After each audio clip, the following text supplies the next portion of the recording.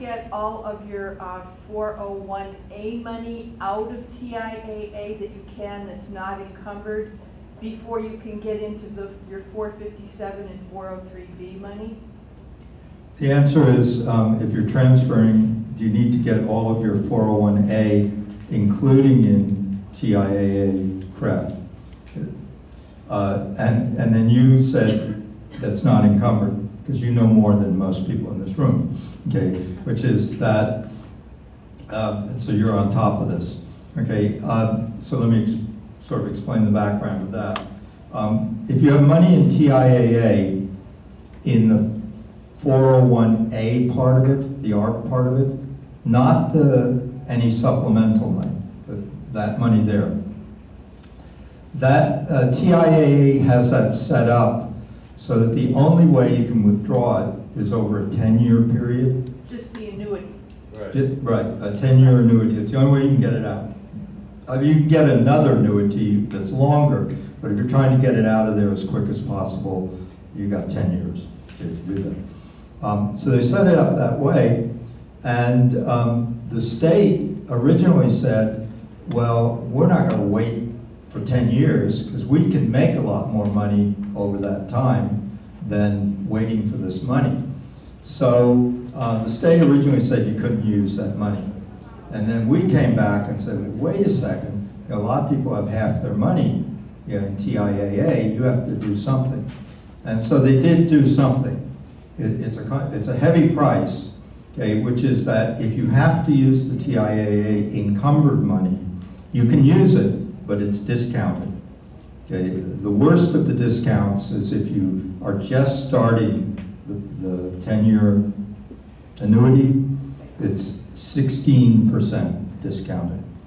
Okay, so the strategy for everybody who's in that situation is to use all of your unencumbered money and as little of your encumbered money as possible. Okay, but even if you have to use a lot of encumbered money, you're still far better off. It's aggravating, for sure, okay, that this has happened. I mean, we took the position that the state originally got us into TIAA, it should get us out of it. But they didn't take that position. Because everything is the revenue neutral business. Yes? But that isn't exactly my question. My question is, do they force you to use all of your 401A unencumbered before you can use your 457 and 403B? You know, the extra savings that you did. Do you have to use the 401A first? Yeah, the question is, okay, I didn't quite answer her question.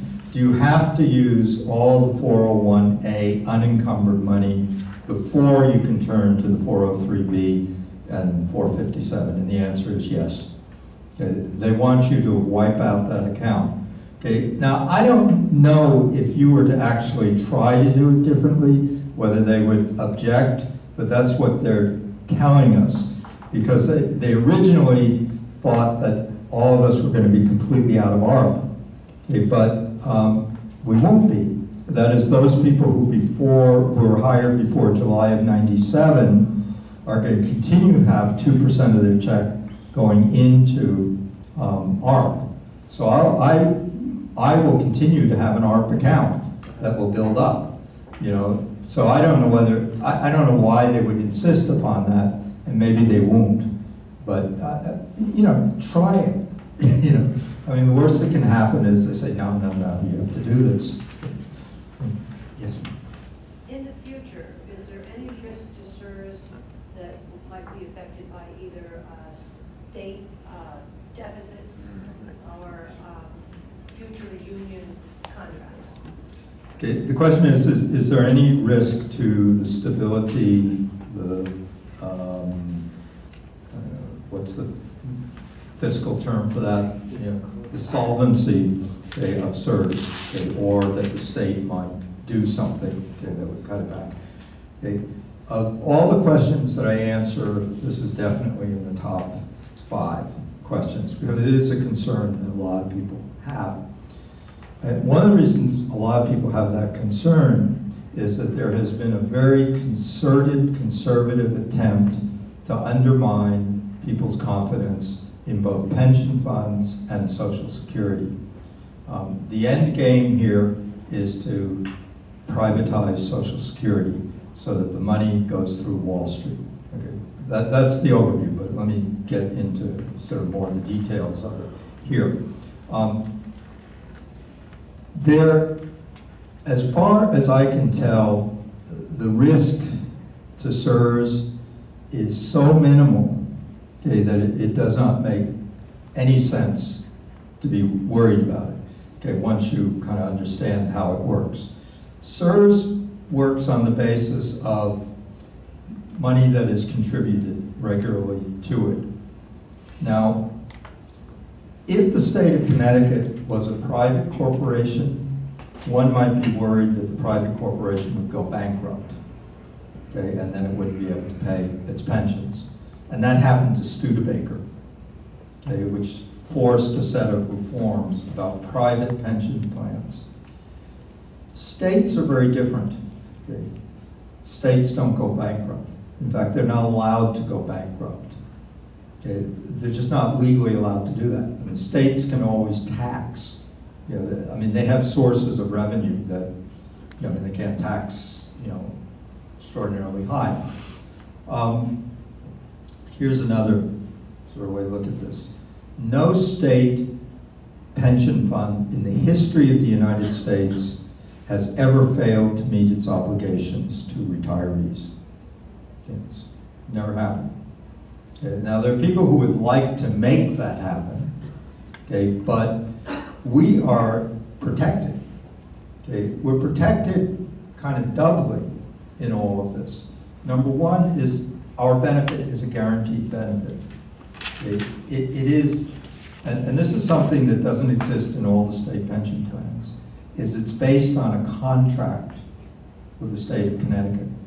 So it falls under the contracts clause of the state statutes and also the contracts clause of the U.S. Constitution. You know, from a lawyer's point of view, we are about as guaranteed as you can get in this world. I mean, of course, you know, we could have thermonuclear warfare, or, you know, something could happen, but then we would have much larger problems than, you know, whether our pension check arrives. So you hear a lot about the Connecticut pension fund having an unfunded liability. Okay, most people think that that means that it won't be able to pay its obligations. It doesn't mean that.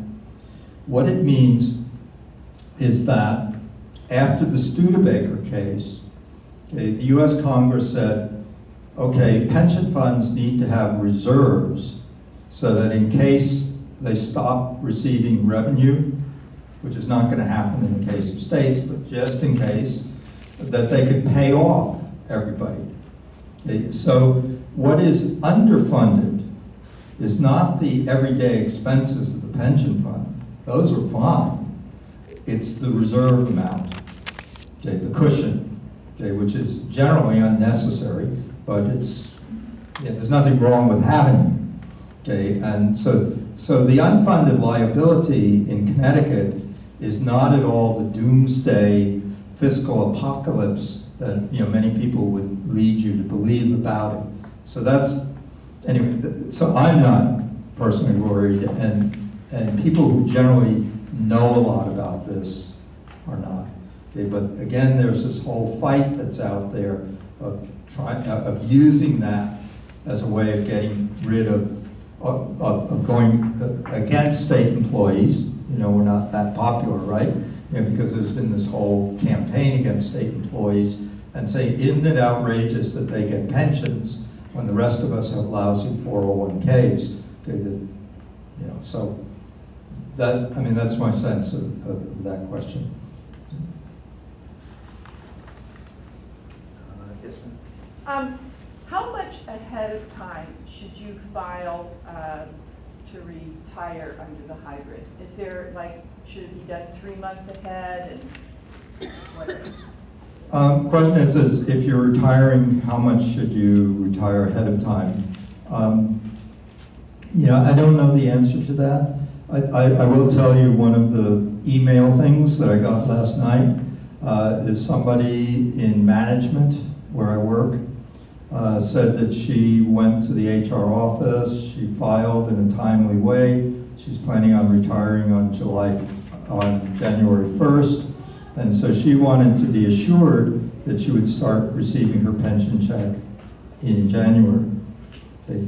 If she did that in CSRS Tier 2 or 2A or 1, there would be no problem. Okay. And so, you know, the person in the HR office said, well, yeah, you're fine, but let me double check. And so she sent a note to the Retirement Services Division, and they sent back, no, we can't guarantee that. And so we're now contending that through Dan Livingston, that we should have the same guarantees of timeliness. And I think that's just a glitch. You know, so, and I think, I don't know the exact rules, but the HR office will know that, okay, when you have to retire by, okay, assuming a CSRS pension, and eventually that, I think that one will be worked out. Yes? If you have more than enough to buy your years of service, can you continue the ARP? Does the money stay in the ARP? If you have more than enough. And then there's the second part, 401(3)(b). If you have a 401(3)(b), can you continue that? Yeah. The first question is if you have more than enough in the ARP, do you continue in ARP? And the answer is yes. It just becomes like a secondary, retirement plan. But you can't add to it. Can you add to it? Well, you can't add to your ARP account right now. Not 5% of the max. Right. And what you would get, the only way you would get more money into ARP if you transfer would be if you came before July of '97, then 2% will go into it. There's no way that you can put extra into it. But you can put as much as is allowable by law into a 403(b) or 457, which operate on the same principle as So ARP. you can continue the 403(b), and you can continue tribute for that, and then you also have that ARP account, whatever extra money is in there. Exactly. You can continue contributing to the 403(b), and then whatever's in the ARP account, we have that. I mean, that's why I go back to the three-legged stool. Okay, you have Social Security, and actually, let me say something about Social Security. Is there anyone in here who is not in Social Security? Because there are about 950 state employees who are not in it, and this is a real tragedy, what happened. Okay, because ARP was set up without Social Security. Then in 1990, CBAC won a grievance that they had to allow people into ARP, but then the tragedy got worse because originally they were just going to roll everybody into Social Security, but some professors at the University of Connecticut Business Department said, we don't want to be in Social Security.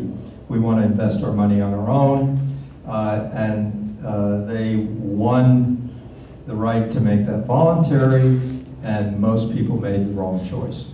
Okay? And so we now have a number of people who are out there without Social Security, but I'm glad that's not a problem for people here. So you have Social Security, a defined benefit pension, and then whatever extra is in the 403(b) and ARP. Yes? I heard that there was a difference in the actuarial table